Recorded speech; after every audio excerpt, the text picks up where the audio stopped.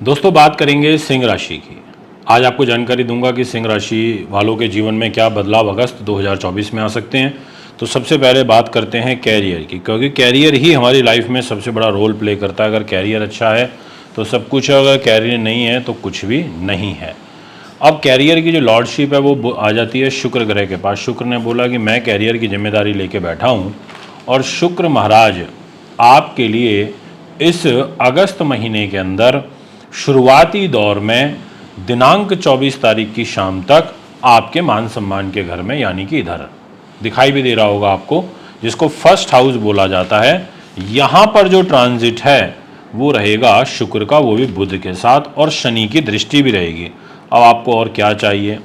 मतलब इतना सुंदर ग्रह योग बन गया कि शनि, बुध और शुक्र तीनों एक दूसरे को देख रहे हैं, और वो कैरियर के लॉर्ड भी शुक्र ग्रह बन जाते हैं। तो ऐसी स्थिति में ये महीना आपके लिए फर्स्ट 24 डेज तक कैरियर के पॉइंट ऑफ व्यू से अच्छा नज़र आ रहा है। इसलिए किसी प्रकार की चिंता बड़ी वाली बात मुझे बड़ी नहीं दिखाई पड़ती।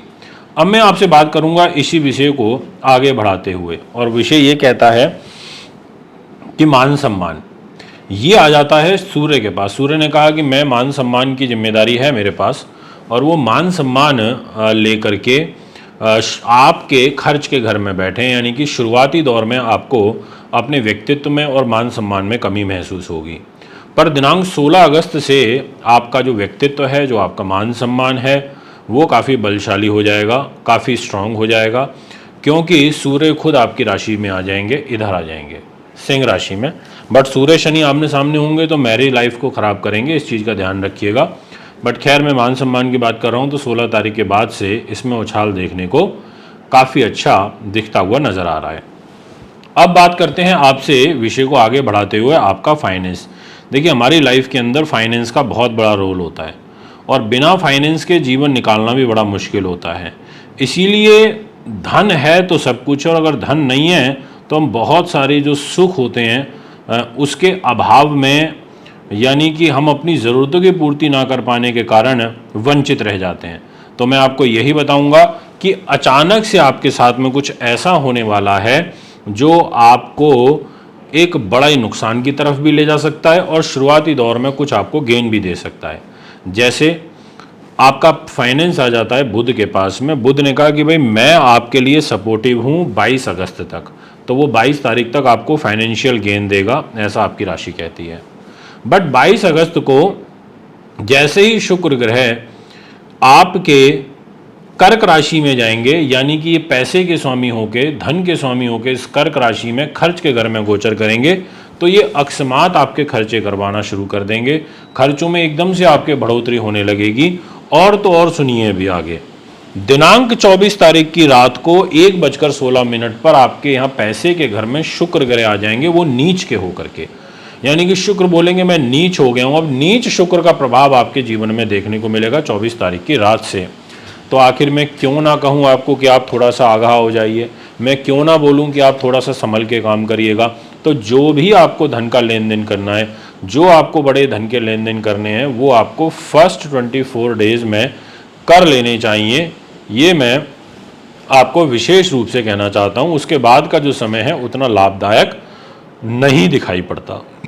अब बात करते हैं इसी विषय को थोड़ा सा और आगे बढ़ाते हुए। विषय ये कहता है कि आपकी हेल्थ की जिम्मेदारी शनि ग्रह के पास है। शनि ने कहा कि मैं हेल्थ की जिम्मेदारी लेके बैठा हूँ, और वो रोगेश शनि आपके दाम्पत्य जीवन के घर में बैठा है, 7th हाउस के अंदर बैठा हुआ है, वक्र चाल के अंदर बैठा हुआ है। वो आपकी पत्नी के, वह अपने आपके पति के स्वास्थ्य के लिए अच्छा नहीं है, वो आपके रोग चोट शत्रु बाधा के लिए अच्छा नहीं है, वो आपके पैरों में आपको तकलीफ देगा, आपके मान सम्मान को हानि पहुंचाएगा। इस तरीके की जो ग्रह स्थितियां हैं वो यहाँ पर निर्मित होंगी। आप थोड़ा सा योजनाबद्ध तरीके से कार्य करिएगा, ये विशेष आग्रह मैं आपसे करना चाहता हूँ। इसके अलावा शनि ग्रह जो कि न्याय मूर्ति हैं, न्याय के देवता शनि महाराज आपके 6th हाउस, यानी कि एक तरीके से विश्वासघात आपके को अपने किसी व्यक्ति के द्वारा फेस करना पड़ सकता है। केतु की पंचम दृष्टि भी इस छठे भाव के ऊपर है, ये एक तरीके से अच्छी नहीं है। इस दृष्टि से भी आपको बच के रहना है, बचाव की आवश्यकता है। तो मैं यही कहना चाहूँगा कि अब आप थोड़ा अलर्ट हो जाइए, हैंडल विद केयर काम करिए विशेष रूप से। अब यहाँ पर सूर्य ग्रह की दृष्टि पहले 16 दिनों तक इस घर पर है और वो भी शत्रु राशि पर है, यानी कि पहले 16 दिन आपके लिए एक तरीके से ज़्यादा ध्यान रखने के होंगे, हेल्थ में भी और दुश्मन के पक्ष से भी बचाव की आवश्यकता है। अब मैं इसी विषय को आगे बढ़ाऊंगा और मैं कहूँगा कि शनि आपके 7th हाउस में रेट्रोग्रेड है और दाम्पत्य जीवन, तो मैरिज लाइफ की अगर मैं बात करूं तो मैं कह सकता हूं कि मैरिज लाइफ आपके विशेष रूप से फर्स्ट 16 डेज तक तो ठीक चलेगी और टाइम थोड़ा और बढ़ा दूं तो ये कहूँगा कि पहले 20 दिन तक अच्छी चलेगी, बट बाद के जो 10 दिन हैं वो कदापि अच्छी नहीं नज़र आ रहे। उसमें आपको कलह कलेश बाधा परेशानियां ही नज़र आ रही हैं, इसीलिए भी आपको यहाँ पर ध्यान रखना पड़ेगा, केयरफुली काम करना पड़ेगा। अगर मैं आपको इसी विषय को थोड़ा सा और आगे बढ़ा दूं तो मैं ये कहना चाहूँगा कि आपका जो व्यापारिक पार्टनर है उससे भी आपके संबंध 20 तारीख के बाद खराब हो सकते हैं।